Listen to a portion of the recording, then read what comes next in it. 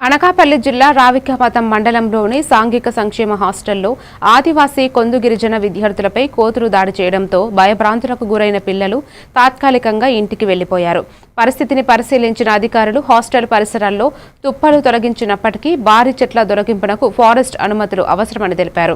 ఘటన జరిగిన వారం గడిచినా జిల్లా స్థాయి అధికారులు సందర్శించకపోవడంపై విద్యార్థుల తల్లిదండ్రులు, గిరిజన సంఘాల నాయకులు ఆందోళన వ్యక్తం చేస్తూ జిల్లా కలెక్టర్ జోక్యం చేసుకుని కోతుల బెడద నుంచి విద్యార్థులను కాపాడాలని డిమాండ్ చేశారు.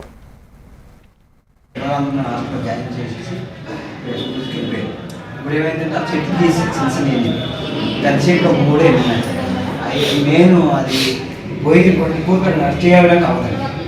ఎలా తింటే ఊరం తింటే ఆ పాత్ర ఈ బాంబులు పేసినప్పుడు అవి కరెక్ట్లేదు. చిన్న బాంబులు తీసుకొని చెప్పినా అవి కరెక్ట్లేదు. రెండు కాదు, ఒక 5-6 ఉన్నాయి అంతే. ఈ రెండులోనూ ఒకటి తలకాయ ముందు 5 మనుషుల మీద బ్యాగ్ కూడా పోతాయి సార్.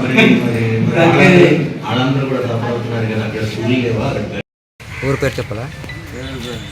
మరి ప్రసాద్ నా పేరు.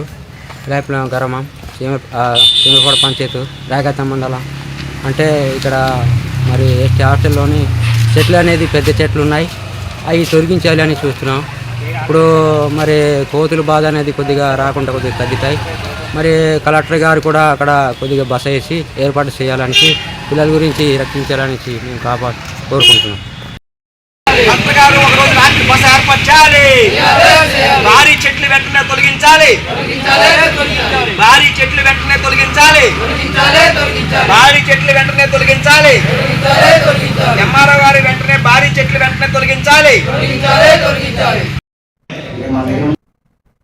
రాయదుర్గం పట్టణంలో బేఢ జంగం